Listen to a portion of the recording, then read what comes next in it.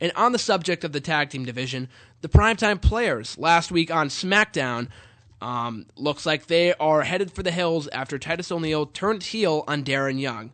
Now, these two became a tag team about 2 years ago. They were feuding down in NXT, not that anyone watched that anyway, but they kind of turned into a tag team and became one of the most entertaining tandems in all of the WWE. They had AW with them at first, but a lot of people said they would fail without AW at their side. Granted, the Primetime Players never ended up winning tag team title gold, which is a shame in my opinion. I think they should have won the titles at least once before they broke up.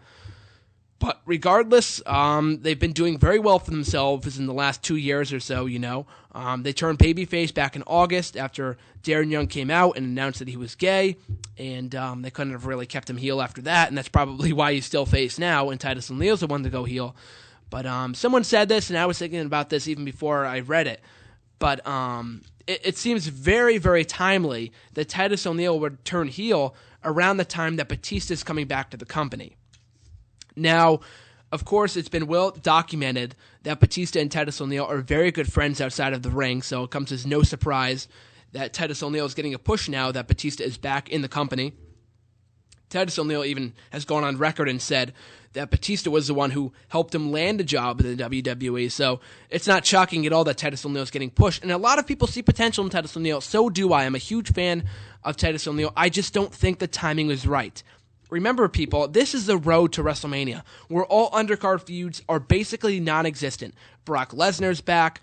We've got Batista back for right now, who's technically not really a part-timer, but he kind of is, so I'll put him in that category. We've got Triple H. We're going to be having The Undertaker come back soon.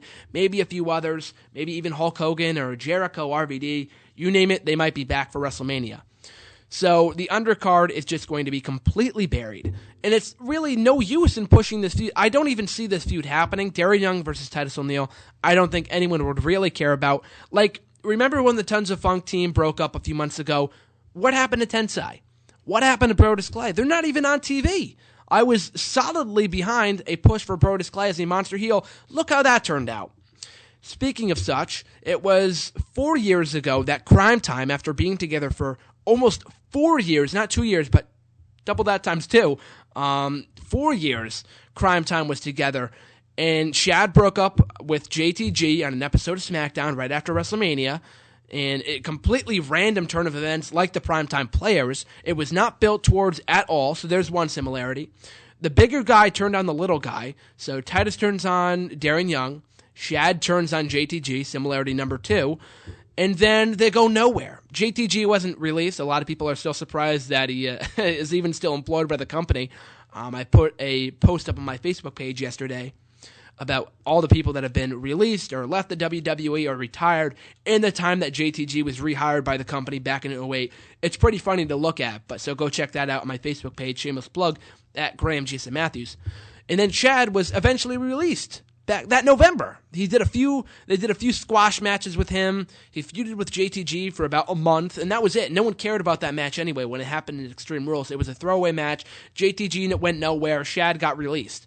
So it's ridiculous. And I fear that the same will happen to the Primetime Players. And I'm even more fearful of that is because I think Titus O'Neil has more potential than Shad did, and Darren Young has more potential than JTG does.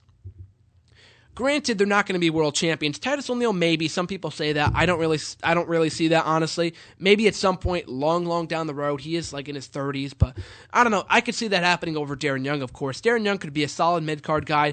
I've always liked Darren Young. I've been a fan of his since his NXT days 4 years ago, so I want to see him get a push. He wasn't even on Raw last night. And what in the hell was that? We had a squash match between him and Titus O'Neil and Zack Ryder last night. The crowd didn't care at all for it. The Miz comes down and starts complaining on commentary about something, about not being on Raw, despite the fact that he was on Raw the previous week. And it just bothers me. I'm a Miz fan, and I hate this.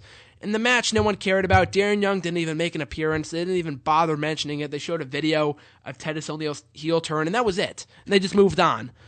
So I don't know what they're going to do with Titus O'Neil. I don't really know who they could put him in a feud with that would legitimize him between now and WrestleMania that could put him in a feud on the, put him in a match on the card.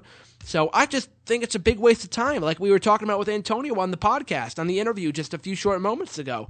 We were talking about how tag team wrestling has never been more focused on than it is right now, or at least in the last 20, 30 years.